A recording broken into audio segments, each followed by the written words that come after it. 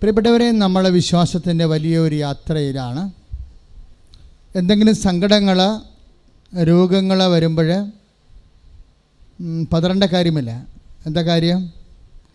കർത്താവിൻ്റെ കരുത്ത് കൂടുതൽ നേടാൻ പറ്റുന്ന രീതിയിൽ നിൻ്റെ വിശ്വാസം പ്രഖ്യാപിക്കാനുള്ള ദൈവത്തിൻ്റെ ഒരു പരിപാലനയാണ്. ഇപ്പോൾ ബോംബെയിൽ നിന്ന് റോസ്ലി ജോണിൻ്റെ സാക്ഷ്യം കേട്ടില്ലേ? എൻ്റെ പേര് റോസ്ലി ജോൺ. ഞാൻ ബോംബെയിൽ നിന്ന് വരുന്നു. നവംബർ 26 ഞാനും എൻ്റെ മകളും കൂടെ ഇവിടെ വന്ന് ഉടമ്പടി എടുത്തു. ഞങ്ങൾ ഉടമ്പടി എടുക്കാൻ ഒത്തിരി നിയോഗങ്ങൾ എഴുതി കൊണ്ടുവരുന്നിരുന്നു. ഞങ്ങൾക്കറിയില്ലായിരുന്നു ഒരു ഭവനത്തിൽ ഒരു ഉടമ്പടി. പക്ഷേ പരിശുദ്ധാത്മാവിൻ്റെ പ്രയോറിറ്റി അനുസരിച്ച് പ്രാർത്ഥിച്ച് ഒരുങ്ങി ഞങ്ങൾ നിയോഗം എഴുതി. ഞാൻ ആദ്യത്തെ നിയോഗം എഴുതിയത് ഇതാണ്: അമ്മ, ഞാൻ തളർന്നു.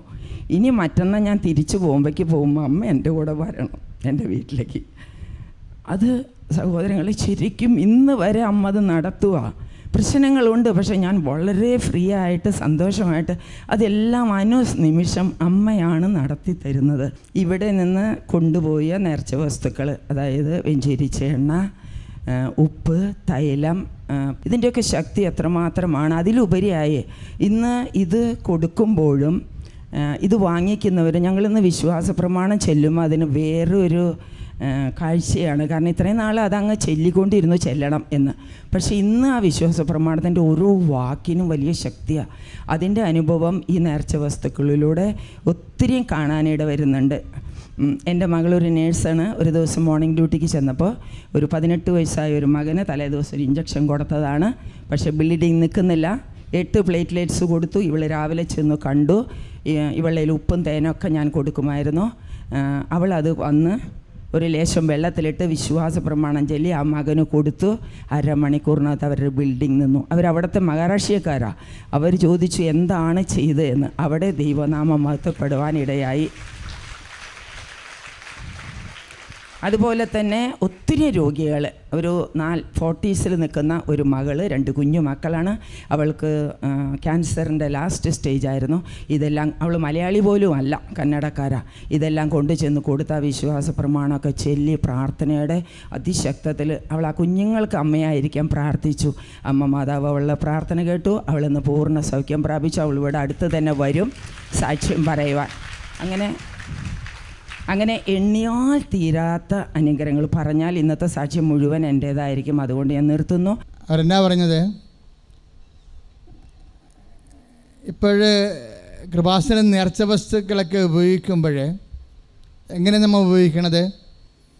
വിശ്വാസ പ്രമാണം ചൊല്ലിയാണ് ഉപയോഗിക്കുന്നത്. അപ്പോൾ ചേച്ചി എന്നാ പറഞ്ഞത്?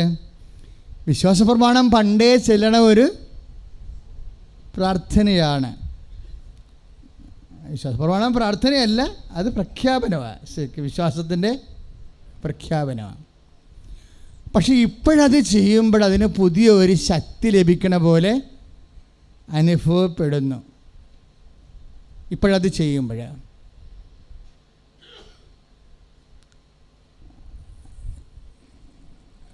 നമ്മൾക്ക് എല്ലാവർക്കും ഉള്ള ഒരു അനുഭവമാണ് റോസേച്ചി ഇപ്പോഴേ സാക്ഷ്യമായിട്ട് പറഞ്ഞത്. ഇപ്പോഴും വിശ്വാസ പ്രമാണം ചെല്ലുമ്പോൾ പുതിയ ഒരു ശക്തി. ഇപ്പം കഴിഞ്ഞ ദിവസങ്ങളിലെ ഇപ്പം നമ്മൾ നേർച്ച വസ്തുക്കളൊക്കെ ഇടത്തല്ലേ, ഇടുമ്പോൾ നമ്മൾ എന്താ ചെയ്യണത്? ശരിക്കും പറഞ്ഞാൽ വിശ്വാസ പ്രമാണത്തിൻ്റെ അടയാളങ്ങളാണ് നമ്മൾ അതിൽ എല്ലാം വെഞ്ചരിക്കണത്. എങ്ങനെയാണ് നമ്മൾ കൃപാസന നേർച്ച വസ്തുക്കൾ എങ്ങനെയാണ് വെഞ്ചരിക്കണത്?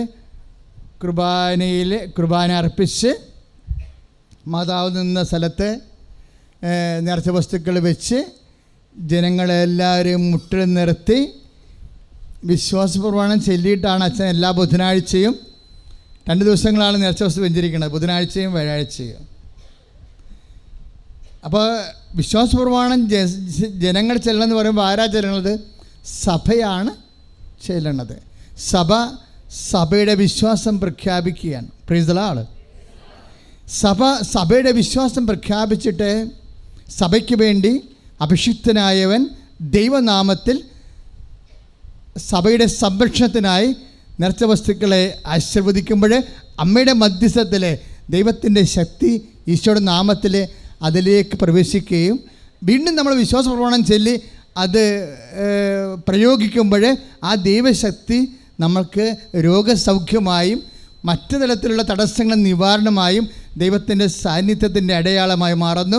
കൈ അടിച്ച് കർത്താവ് ഹല്ലേലൂയ. എനിക്ക് തോന്നുന്നു ആദ്യ കൃപാസനത്തിലുണ്ടായിരുന്ന പ്രാർത്ഥന ഈ വിശ്വാസ പ്രമാണമാണെന്ന് തോന്നണം. എന്താ കാര്യം എന്നറിയാമോ? ഞാനിവിടെ കാട്ടൂരെന്നും പറഞ്ഞൊരു സ്ഥലത്ത് ആണ് രണ്ടാമത് അസ്തേന്തിയായിട്ടിരുന്നത്. ആദ്യം മനക്കോടത്തിരുന്നു, തുറവൂരടുത്ത്. പിന്നെ അവിടുന്ന് ട്രാൻസ്ഫർ കിട്ടിയപ്പോൾ ഇവിടെ വന്നിരുന്നു. ഈ 88, 89 കാലഘട്ടങ്ങളിൽ കാട്ടൂർ വെച്ച് എനിക്ക് കുറേ അനുഭവങ്ങളുണ്ടായിട്ടുണ്ട്. അതിലൊരു അനുഭവം ഒരു പിശാച് ബാധിതനെ പ്രാർത്ഥിക്കുന്നതാണ്.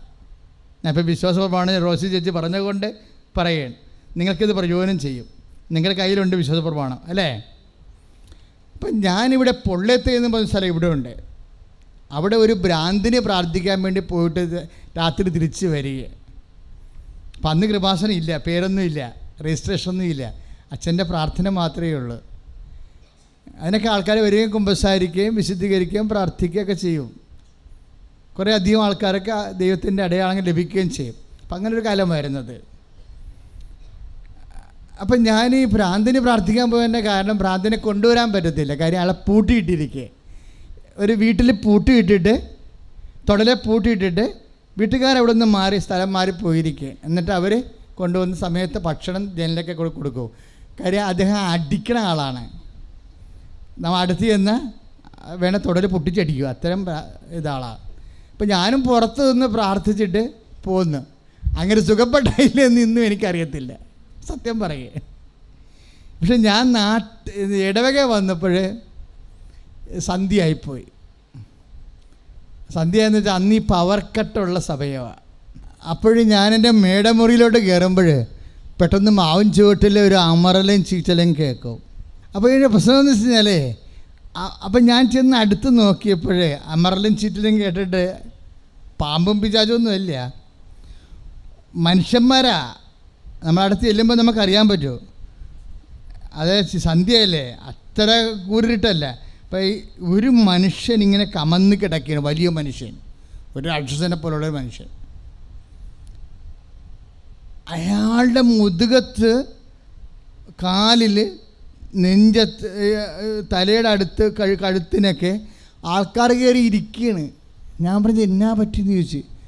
എൻ്റെ അച്ഛ ഇയാളെ തലക്ക് പിടിപ്പിച്ച് പ്രാർത്ഥിക്കാൻ വേണ്ടി കൊണ്ടുവന്നതാണ്. ഇവിടെ വന്നപ്പോൾ ഇയാളുടെ ലക്ഷണം മാറി, ഇയാൾ ഞങ്ങളെ കൊല്ലണ കണ്ടീഷനായെന്ന് പറഞ്ഞു. ഇതിന് പിശാചാണ് അച്ഛാന്ന് പറഞ്ഞ്. കുറേ നാളായി ഞങ്ങൾ അനുഭവിക്കണത്.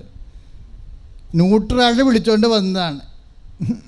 ഇവിടെ വന്നപ്പോഴാണ് ഇവൻ്റെ ലക്ഷണം യഥാർത്ഥ കാണിക്കണത്. അത് കാരണം ഞങ്ങൾ അപ്പം ഞാൻ നോക്കുമ്പോൾ ഞാൻ അകത്ത് പോയൊരു മെഴുകുതിരി കത്തിച്ചുകൊണ്ട് വന്ന് മെഴുകുതിരി കുത്തി മുറ്റത്ത് കുത്തി വെച്ചപ്പോൾ എന്താണ് അവിടെ കിളച്ച് മറിച്ചിട്ടിരിക്കുകയാണ് മണ്ണ്. അപ്പോൾ ഇയാളുമായിട്ടൊരു നല്ല യുദ്ധം നടന്നുള്ള ലക്ഷണമുണ്ട്. എനിക്ക് സത്യം പറഞ്ഞാൽ പേടിയായി. കാര്യം ഞാൻ പ്രാർത്ഥിച്ചത് എന്താണെന്ന് അറിയാമോ? ദൈവമേ, ഇവരെങ്ങാനും ഇതിൽ നിന്ന് എഴുന്നേറ്റ് പോയാൽ എൻ്റെ അവസ്ഥ എന്തായാലും. അപ്പം ഞാൻ അത് പറയാൻ കൊള്ളത്തില്ലല്ലേ, നിങ്ങളവിടെ ഇരിക്കുമല്ലോ അല്ലെന്നും പറയാൻ പറ്റത്തില്ലല്ലേ. അപ്പോൾ എന്താ ചെയ്യുക? ഒരു പിടിയില്ല. അയാളാണെങ്കിൽ ഇവരെ 4 പേരെയും കൊണ്ട് പൊങ്ങും. അപ്പോൾ ഇവർ പിടിച്ച് പിന്നെയും താഴെ ഇരുത്തും, പിന്നെയും പൊങ്ങും. ഈ കളിയും കച്ചവടമാണ്. ഞാനാണെങ്കിൽ എന്ത് ചെയ്യാൻ കഴിയും? ഇവിടുന്ന് എനിക്കും രക്ഷപ്പെടാൻ പറ്റത്തില്ല. ഞാൻ ആ മുതുകത്ത് കയറി ഇരിക്കണില്ലെന്നേ ഉള്ളൂ. പക്ഷെ ഞാനും കാണാത്ത കയറെ കെട്ടിയിട്ടിരിക്കുകയാണ്. എനിക്ക് പോകാൻ പറ്റുമോ? കാര്യം ഞാൻ രക്ഷിക്കുമെന്ന് ഓർത്താണ് ഇവർ വന്നിരിക്കണത്. അപ്പോൾ എൻ്റെ കാര്യം തന്നെ വളരെ ജാമ്യത്തിലെടുക്കേണ്ട അവസ്ഥയാണ്. അപ്പം ഞാൻ പെട്ടെന്ന് മനസ്സിൽ ഓർത്തതാ, എന്താ? വിശ്വാസപൂർവ്വമാണ് ചെല്ലുക. അന്ന് ഒരു പണിയുണ്ട്, ചെയ്യണ കാര്യം ആത്മാർത്ഥമായിട്ട് ചെയ്യും, ദൈവത്തിൻ്റെ കാര്യം പ്രത്യേകിച്ച്. അതാണ് ഇതിൻ്റെ അകത്ത് ഏറ്റവും വലിയ ഒരു ശക്തി എന്ന് പറയണത്. ചെയ്യണ കാര്യം ആത്മാർത്ഥമായിട്ട് ചെയ്യണം. ഞാൻ എന്നാ ചെയ്യണം? ഞാൻ അവിടെ മുട്ടിയത് നിന്നാണ്.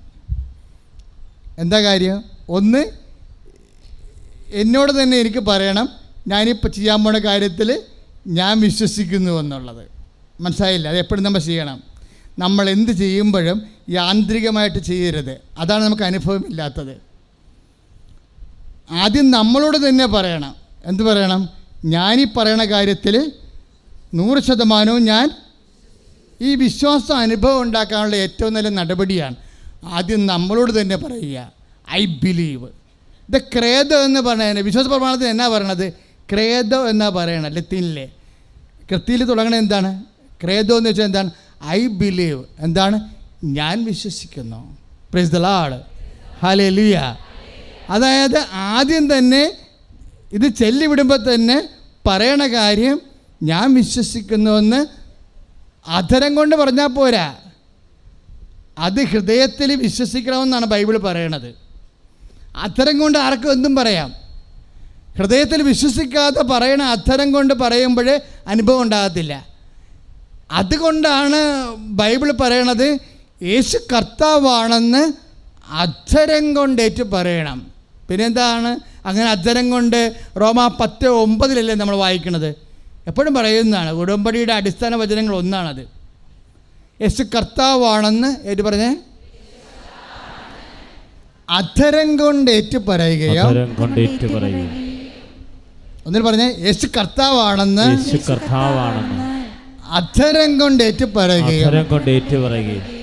ദൈവം അവനെ മരിച്ചവരിൽ നിന്ന് ഉയർപ്പിച്ചെന്ന് ഹൃദയത്തിലെ വിശ്വസിക്കുകയും ചെയ്യുമ്പോൾ രക്ഷ പ്രാപിക്കും.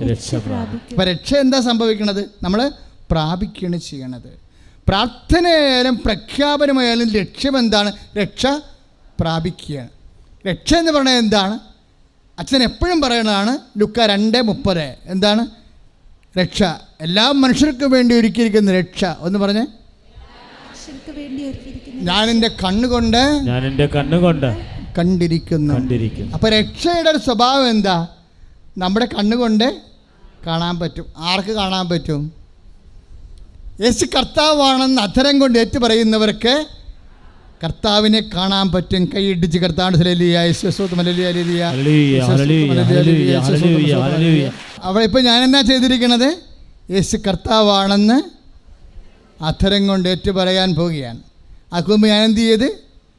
ദൈവം അവനും മരിച്ചോന്ന് ഉയർപ്പിച്ചെന്ന് ഞാൻ എന്ത് ചെയ്ത്? ഞാൻ ഹൃദയത്തിൽ വിശ്വസിക്കുന്നത് കൊണ്ടാണ് മുട്ടേ നിൽക്കുന്നത്. കർത്താവിൻ്റെ മുമ്പിലാണ് നമ്മൾ മുട്ടേ നിൽക്കേണ്ടത്. ഞാൻ മുട്ടേ നിൽക്കുകയാണ്. നിങ്ങളെ വിശ്വാസപ്രമാണം ചെല്ലുമ്പോൾ എന്താ ചെയ്യേണ്ടത്? മുട്ടേ നിൽക്കണം. ആ ശരീരഭാഷയുടെ പ്രഖ്യാപനം എന്താ? യേശു കർത്താവാണെന്ന് അധരം കൊണ്ടേറ്റ് പറയുന്നവൻ ദൈവം അവനെ മരിച്ചവിടുന്ന് ഉയർപ്പിച്ചെന്ന് പറഞ്ഞേ. ദൈവം അവനെ മരിച്ചവരിൽ ഉയർപ്പിച്ചെന്ന്. ആ വാക്കറിഞ്ഞ് പ്രാർത്ഥിക്ക്. ദൈവം അവനെ മരിച്ചവരിൽ ഉയർപ്പിച്ചെന്ന് ഞാൻ ഹൃദയത്തിൽ വിശ്വസിക്കുന്നു. ഞാൻ ഹൃദയത്തിൽ വിശ്വസിക്കുന്നു. ആരാ മുട്ടനിർത്തല ഉണ്ടാക്കിയത്? സെൻബോള മുട്ടനിപ്പിൻ്റെ പ്രധാനപ്പെട്ട അപ്പോസ്തലൻ. അദ്ദേഹം പിരിഞ്ഞു പോകുമ്പോൾ ഇനി എൻ്റെ മുഖം നിങ്ങൾ കാണുമോ എന്ന് എനിക്കറിയില്ല എന്ന് പറയുമ്പോൾ തൊണ്ടയിടറുമ്പോൾ ജനം മുട്ടേ നിന്ന് പോകും. എന്താ? കർത്താവിലേക്ക് ആ അഭിഷിക്തൻ തിരിച്ചു പോവുകയാണ്. ജനം മുട്ടേ നിന്ന് പ്രാർത്ഥിച്ചുകൊണ്ട് അപ്പോസ്തലൻ്റെ ആത്മാവിനെ ആ സമയം തന്നെ കർത്താവിലേക്ക് യാത്രയാക്കും. പക്ഷേ ഈ മുട്ടേ നീപ്പ് പഠിപ്പിച്ചതാരാ? സെൻബോൾ എന്താ പറഞ്ഞത്? പ്രകൃത്യാ ദൈവമായിരിക്കവേ പറഞ്ഞേ, ദൈവത്തോടുള്ള സമാനത മുറുകെ പിടിക്കേണ്ട. ഒരു കാരണമായി അവൻ പരിഗണിച്ചില്ല. അവൻ മരണത്തോളം കുരിശുമരണത്തോളം തന്നെ തന്നെ താഴ്ത്തി. അതിനാൽ ദൈവം അവനെ അത്യധികം ഉയർത്തി. എല്ലാ നാമങ്ങളെക്കാൾ ഉന്നതമായ നാമം അവിടത്തേക്ക് നൽകി. ഫിലിപ്പിയർ 2:7. അതിനാൽ അവന്റെ നാമം കേൾക്കുമ്പോഴേ ഭൂസ്വർഗങ്ങളിലുള്ള എല്ലാ ജീവജാലങ്ങളും മുഴങ്കാലം മടക്കേണ്ടിയിരിക്കുന്നു. അതാണ് മുട്ടേ നിപ്പ്. മനസ്സിലായില്ലേ? ഫിലിപ്പിയർ 2:7 അനുസരിച്ച് സഭ മുട്ടാൻ നിൽക്കണത്. എന്തുകൊണ്ട് മുട്ടാൻ നിൽക്കണം എന്നാണ് സെൻറ്റ് പോൾ പറയണത്. എന്താണ്? ദൈവം അവനെ അത്യധികം ഉയർത്തി. പ്രാർത്ഥിക്കുക, പറയുക, ദൈവം അവനെ അത്യധികം ഉയർത്തി. എല്ലാ നാമങ്ങളെക്കാൾ ഉന്നതമായ നാമം അവിടത്തേക്ക് നൽകി.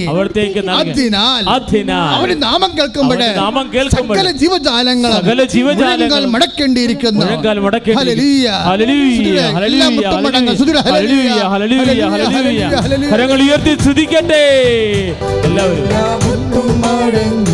എല്ലാ നാമം പാടിടും യേശു മാത്രം കർത്താവെന്ന്. എല്ലാ മുട്ടും മടങ്ങും എല്ലാ നാമം പാടിടും യേശു മാത്രം കർത്താവെന്ന്. കുഞ്ഞാടേ ഹല്ലേലൂയ, കുഞ്ഞാടേ വാഴ്ത്തും. അവൻ ജീവൻ നൽകി വീണ്ടെടുത്തല്ലോ. ഇത് പാടുക. കുഞ്ഞാടേ വാഴ്ത്തും. അപ്പം ഈ പിശാച് ബാധിതൻ്റെ മുമ്പിൽ ഞാൻ എന്നാ ചെയ്യണത്? മുട്ടേ നിന്ന് എന്നാ ചെയ്ത്? വിശ്വാസ പ്രമാണം ചെല്ലാൻ തുടങ്ങി. മുട്ടേ നിന്നിട്ട് വിശ്വാസ പ്രമാണം ചെല്ലാൻ തുടങ്ങി. ഈ വിശ്വാസ പ്രമാണം ചൊല്ലി ഏതാണ്ട് അവസാനിക്കുമ്പോൾ എൻ്റെ മനസ്സിൽ എനിക്കൊരു ബോധ്യം കിട്ടി. എന്താ ബോധ്യം കിട്ടിയത്? ഈ രാക്ഷസനെ അല്ലെങ്കിൽ സോക്കോൾഡ് ഡയബോളിക് പൊസഷൻ, പിശാച് ആവശ്യിച്ചിരിക്കുന്ന ഈ വ്യക്തിയെ നിനക്ക് കീഴ്പ്പെടുത്താൻ ഈശോയുടെ നാമത്തിൽ കഴിയും. അതാണ് വിശ്വാസ പ്രമാണം ചൊല്ലിയപ്പോഴേ എനിക്ക് കിട്ടിയ ഒരു ആന്തരികമായ ബോധ്യം. ഞാൻ പിന്നെ എന്നാ ചെയ്തെന്നറിയാവോ? ഞാൻ ഇയാളുടെ അടുത്ത് ചെന്ന് നിന്ന് അരികിൽ നേരത്തെ ഒരു 3 അടി അകലെ നിന്നാണ് വിശ്വാസപ്രമാണം ചൊല്ലിയത്. വിശ്വാസപ്രമാണം ചൊല്ലിയപ്പോൾ എനിക്കൊണ്ട് എന്ത് കിട്ടി? എന്ത് അനുഗ്രഹം കിട്ടി? ഇപ്പം എൻ്റെ അടുത്തേക്ക് അപ്പോഴും ഈ സാധനം അമർക്കുകയും ചിന്തിക്കുകയും ചെയ്യുന്നുണ്ടേ. പക്ഷേ വിശ്വാസപ്രമാണം ചൊല്ലിയപ്പോൾ അമർച്ച ഒന്ന് ഒതുങ്ങി. പിന്നെ എന്നാ ചെയ്യുന്നറിയാവോ? ഈ മനുഷ്യൻ്റെ തലയെ കൈവച്ചു. തല കൈവയ്ക്കുമ്പോൾ ഇരുമ്പ് പോലെ ഇരിക്കുക. എന്നിട്ട് അവിടെ കിടന്ന് പിടക്കുകയാണ്. നമ്മളിത് മുറുക്കി പിടിക്കണമെങ്കിൽ നമ്മുടെ കൈ ഒടിഞ്ഞിങ്ങനെ പോണ വിധത്തിലുള്ള ബലമുണ്ട് ഇയാളിനെ. അപ്പം നമുക്കറിയാം ഈ മനുഷ്യന്മാർ എഴുന്നേറ്റ് വരികയാണെങ്കിൽ പണിയായിരിക്കുമെന്ന്. പക്ഷെ പിന്നെ ചെല്ലണത് എന്താണ്? യേശുനാമത്തിലെ ബന്ധന പ്രാർത്ഥനയാണ് ചെല്ലണത്. എന്ത് പ്രാർത്ഥനയുടെ അടിസ്ഥാനം എന്താണ്? ആദ്യം അടിത്തറ വിശ്വാസ പ്രമാണമാണ്. അതാണ് റോസി ജോൺ പറഞ്ഞത്, വിശ്വാസ പ്രമാണം. അതിനുശേഷം ഞാൻ ഈ മനുഷ്യൻ്റെ തലക്കെ വെച്ചിട്ട് ബന്ധന പ്രാർത്ഥന ചെല്ലേ. നമ്മളിടയ്ക്ക് ചെല്ലാറുണ്ട്. നേരത്തെ വസ്തു വെഞ്ചരിക്കുമ്പോൾ ചെല്ലേണ്ട പ്രാർത്ഥനയില്ലേ, അതാണ്. അത് എത്രയോ 86 ഞാൻ എവിടെയോ മാഗ്നറ്റിൻ്റെ പുസ്തകത്തിൽ നിന്നാണ് 4 വരി പഠിച്ചത്. മാഗ്നറ്റ് ലോകത്തിലെ അന്നറിയപ്പെടുന്ന പിശാച് ബാധ ഒഴിപ്പിക്കുന്ന ആളായിരുന്നു. അതിനുശേഷം എൻ്റെ കുറേ ദൈവാനുഭവങ്ങളിൽ നിന്നാണ് ഞാൻ ബാക്കിയുള്ള വാക്കുകളെല്ലാം ഉണ്ടാക്കിയത്. അല്ലാതെ ഇവിടുന്ന് എടുത്തതല്ല. മാഗ്നറ്റിൻ്റെ 3 വരിയേ ഉള്ളൂ. Lord Jesus Christ, pour out His Spirit. Touch with your fire finger, soak with the precious blood. That the devil's power, devil's legions, Satan's attacks and machinations be dispelled in the name of Jesus Christ. എൻ്റെ മക്കളെ, ഞാനിത് പ്രാർത്ഥിക്കുമ്പോൾ let the adversary's power, devil's legions, Satan's attacks and machinations be dispelled in the name of Jesus. In the name of Jesus. അതായത് യേശുക്രിസ്തു നാമത്തിൽ ഈ പൈശാചിക ശക്തി ഒഴിഞ്ഞു പോകട്ടെ എന്നാണ് കൽപ്പിക്കുന്നത്. ആരുടെ നാമത്തിൽ? യേശുവിൻ്റെ നാമത്തിൽ. ഞാൻ ആ പ്രാർത്ഥന ചെല്ലുമ്പോഴേ ഇന്നും ഓർക്കുന്നുണ്ട്. എൻ്റെ കൈയുടെ താഴെയാണ് ഈ മനുഷ്യൻ്റെ ഇരുമ്പ് തല ഇരിക്കണത്. ഇരുമ്പ് തല in the name of Jesus എന്ന് പറയുമ്പോഴേ, കർത്താവിൻ്റെ നാമത്തിൽ ഒഴിഞ്ഞു മാറട്ടെ എന്ന് പ്രാർത്ഥിക്കുമ്പോഴേ, ഇതിങ്ങനെ ഈ സൂചിക്കുത്ത് കൊണ്ട് ബലൂൺ ചൊട്ടണ പോലെ എന്ന് പറഞ്ഞാൽ ചൊട്ടിപ്പോവും. ഇപ്പം ഡെഡ് ബോഡി പോലെ തളർന്നു പോകും. ഞാൻ പേടിച്ചു പോകും. എന്നാ കാര്യം? എനിക്ക് ഇത്രയും അറിയത്തില്ല ഈശോൻ്റെ നാമം ഇത്രയും പവർഫുള്ളാണെന്ന്. And Jesus is powerful. കർത്താവിന് അന്ന് മുതൽ എനിക്ക് പേടിയുടെ ഒരു ജീവിതമാണ്. എന്താണ്? ദൈവപേടി, ദൈവത്തെ റെഫറൻഷ്യൽ ഫിയർ, ഒരു ബഹുമാനാദരത്തോടു കൂടിയ പേടി. അതാണ്, ആ പേടിയാണ് ആത്മീയ പേടി.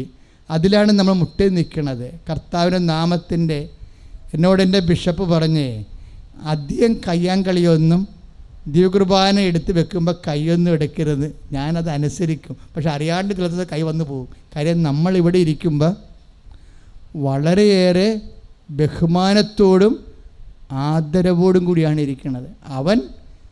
അവൻ സ്നേഹത്തിൻ്റെ പേരിൽ എന്തും ചെയ്തു പോയി. അവൻ സ്വയം മറന്ന് ചെയ്തതാണ് എല്ലാം. ബൈബിൾ പറയുന്നുണ്ട്, അവൻ എല്ലാം ചെയ്തത് നമ്മളെ ഓർത്തപ്പോൾ അവൻ സ്വയം മറന്നു പോയ ഒരാളാണ്. നമ്മളെക്കുറിച്ച് ഓർത്തപ്പോൾ അവൻ സ്വയം മറന്നു പോയിട്ട് ദാസനായി കുരിശുമരണത്തോളം തന്നെ താഴ്ത്തി.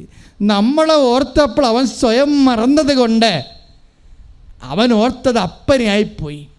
അതുകൊണ്ട് അപ്പൻ അവനെ മറന്നില്ല, അപ്പൻ അവനെ ഉയർത്തി. എല്ലാ നാമങ്ങളെക്കാൾ ഉന്നതമായ നാമം അവന് നൽകപ്പെട്ടിട്ടുണ്ട്. ശ്രുതിക്കട്ടെ ഹല്ലേലൂയ.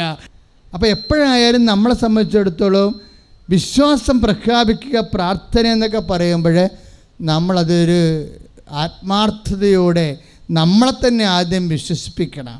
നീ അത് വിശ്വസിക്കുന്നുവെന്ന് ദൈവത്തിന് മനസ്സിലാകണം.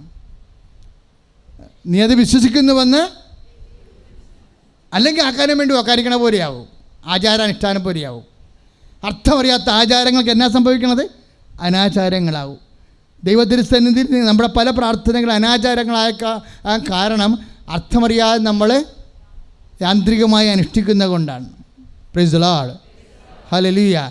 എപ്പോഴും ക്രിസ്ത്യാധ്യാത്മിക അന്തസ്സത്ത് എന്ന് പറഞ്ഞാൽ എന്താ?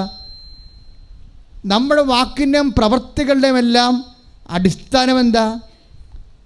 ഈ വിശ്വാസ പ്രഖ്യാപനമാണ്. എന്താ വിശ്വാസ പ്രഖ്യാപനം? യേശു കർത്താവാണ്.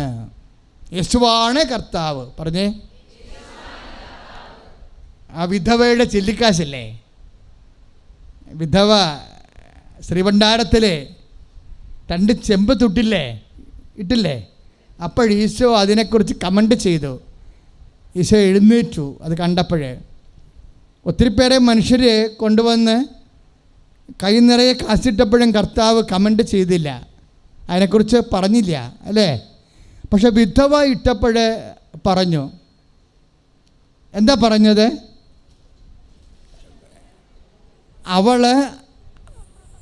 അവളുടെ ഉപജീവനത്തിനുള്ള വക മുഴുവനും അതിൽ നിക്ഷേപിച്ചെന്ന് കേട്ടപ്പോൾ നമുക്ക് അത്ര വലിയ കാര്യമായിട്ട് തോന്നിയില്ലായിരിക്കും. ലുക്കായുടെ സുവിശേഷം 21:4 അവളുടെ ഉപജീവനത്തിനുള്ള വക മുഴുവനും അത് നിക്ഷേപിച്ചു എന്ന് പറഞ്ഞാൽ അതിൻ്റെ ഉള്ളിലുള്ള അന്തസ്സത്തെ എന്താ?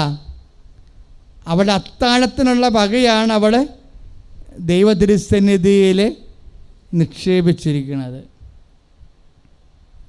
അതിൻ്റെ അർത്ഥം എന്താണ്? കർത്താവേ, നീ എൻ്റെ അത്താഴത്തേക്കാൾ വലിയവനാണ്. Praise the Lord. അതാണ് സംഭവം. നമ്മളെന്ത് ചെയ്താലും അതിനൊരു ഭാഷയുണ്ട്. ദൈവം ആ കാഴ്ചയല്ല കാണുന്നത്, കാഴ്ചക്കുള്ളിലെ കാഴ്ചയുണ്ട്. കാഴ്ചയുടെ കാമ്പെന്ന് പറയും. നീ എന്ത് കാഴ്ച കാണിച്ചാലും കാഴ്ചക്കുള്ളിലെ കാഴ്ചയുടെ കാമ്പാണ് കർത്താവ് നോക്കണതെന്ന് മനസ്സിലാവും. യേശു കർത്താവാണെന്ന് പറയുന്നതിന് പകരം അവളത് ചെയ്യുകയാണ്. എന്താണ്? എൻ്റെ കർത്താവിൻ്റെ മുമ്പിലാവുമ്പോൾ അവൾ എന്താ പറയണത്? കർത്താവേ, ഇതെൻ്റെ ഉപജീവനത്തിനുള്ള വകയാണ്. ഇത് കേട്ടിട്ട് നീ പണക്കാരനാകത്തില്ല, നിനക്ക് കണക്കിന് പൈസക്ക് ആവശ്യമില്ലെന്ന് എനിക്കറിയാം. എങ്കിലും നിൻ്റെ സഭയ്ക്കും സംവിധാനത്തിനും ഇതുകൊണ്ട് ഉതകുമെങ്കിൽ ഞാൻ കൃതാർത്ഥയായി. പക്ഷേ ഞാനും അപ്പോഴും പറയാതെ പറയുന്ന ഒരു പ്രഖ്യാപനമുണ്ട്. എൻ്റെ ഉപജീവനത്തെക്കാളും എൻ്റെ ആയുസ്സിൻ്റെ നിലനിൽപ്പിനേക്കാളും you are the Lord, you are Lord of my life. എൻ്റെ ലൈഫിൻ്റെ അതിനാഥൻ നീയാണ് എൻ്റെ കർത്താവ്, നീയാണ് ദൈവം. നീ എൻ്റെ അത്താഴത്തേക്കാൾ വലിയവനാണ്, എൻ്റെ ഉപജീവനത്തിനേക്കാൾ വലിയവനാണ്, നീയാണ് കർത്താവ്. കൈയടിച്ച് കർത്താവ് ഹല്ലേലൂയ. വിശ്വാസത്തിന് 2 എക്സ്പ്രഷൻസാണ് ഉള്ളത്. അതിൻ്റെ ടെക്നിക്ക് അറിയാമെങ്കിൽ നിനക്ക് അത് ആത്മാർത്ഥതയോടെയാണ് നീ അനുവർത്തിക്കണമെന്നുണ്ടെങ്കിൽ നിൻ്റെ സമയം, നിൻ്റെ ദൈവ ഇടപെടലിൻ്റെ സമയം ചുരുങ്ങി വരും. ഉടമ്പടിയുടെ ഏറ്റവും വലിയ ഗുണം അതാണ്. എന്താ കാര്യം? ഉടമ്പടിയിൽ 2 കാര്യങ്ങളുണ്ട്, പ്രാർത്ഥനയുമുണ്ട്, പ്രഖ്യാപനവുമുണ്ട്. ഉടമ്പടി ഒരു സമ്പൂർണ്ണ ദൈവപദ്ധതിയാകാൻ കാരണം എന്താ? ഉടമ്പടിക്ക് 2 കാര്യങ്ങളുണ്ട്. എന്താണ്? പ്രാർത്ഥനയുണ്ട്. നമ്മൾ ഉടമ്പടി പ്രാർത്ഥന രാവിലെ എഴുന്നേറ്റ് ചെല്ലും, അല്ലേ? വെളുപ്പിന് 5 വരെയൊക്കെ എഴുന്നേറ്റ് ചെല്ലും. രാത്രിയും നമ്മൾ ഉടമ്പടി പ്രാർത്ഥന ചെല്ലും. രാവിലെ പ്രത്യക്ഷീകരണ പ്രാർത്ഥന ചെല്ലണത്, രാത്രി ഉടമ്പടി പ്രാർത്ഥന ചെല്ലും. പക്ഷെ പകരം നമ്മളുള്ള ഈ 2 പ്രാർത്ഥനയ്ക്കിടയ്ക്ക് നമ്മൾ എന്നാ ചെയ്യണത്?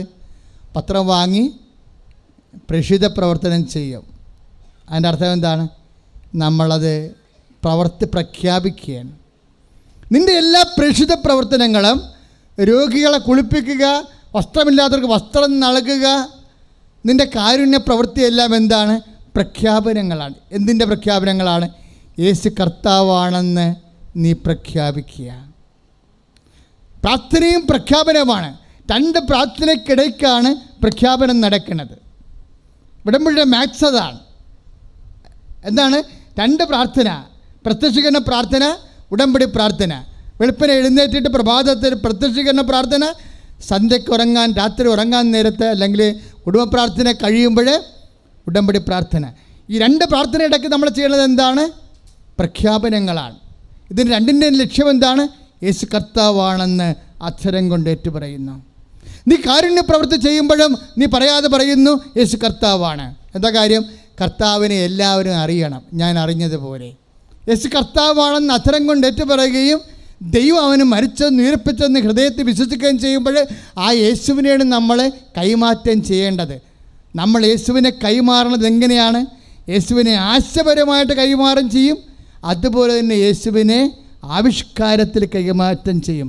2 തരത്തിൽ നമുക്ക് യേശുവിനെ കൈമാറ്റം ചെയ്യാം. ഒന്ന്, ആശയപരമായിട്ട് യേശുവിനെ കൈമാറ്റം ചെയ്യാം, അതിനാണ് അനുഭവ സാക്ഷ്യം കൊടുക്കുന്നത്. രണ്ടാമത്തത് യേശുവിനെ ആവിഷ്കാരത്തിൽ കൈമാറ്റം ചെയ്യാം, അതിനാണ് നമ്മൾ രോഗികളെ കുളിപ്പിക്കണത്, രോഗികളെ പരിചരിക്കണത്, ആഹാരമില്ലാത്ത ആഹാരം കൊടുക്കണത്, വസ്ത്രമില്ലാത്തവർക്ക് വസ്ത്രം കൊടുക്കണത്, പിന്നെ ഓരോരോ കാര്യം കർത്താവിൻ്റെ വാക്കനുസരിച്ച് കൊണ്ട് സെറ്റ് ചെയ്യണത്. ഇനിയിപ്പോൾ നമുക്ക് അതിർത്തി തർക്കങ്ങളെക്കുറിച്ച് നമുക്ക് വേവലാതികളില്ല. കാര്യം എന്താണ്? അതിർത്തികളില്ലാത്ത ഭൂമിയുടെയും ആകാശത്തിൻ്റെയും പുതിയ ഭൂമിയുടെയും പുതിയ ആകാശത്തിൻ്റെയും അവകാശിയാണ് വിശ്വാസി. ആ ആകാശത്തിനും പുതിയ ഭൂമിക്കും പുതിയ ആകാശത്തിനും അതിർത്തികളില്ല. അതിർത്തികളില്ലാത്ത ആകാശവും ഭൂമിയും നിനക്ക് സ്വന്തമാക്കി അവകാശമാക്കി തരാനാണ് അവൻ ഭൂമി ഇല്ലാത്തവനായി മാറിയത്. കൈ അടിച്ച് കർത്താൻ.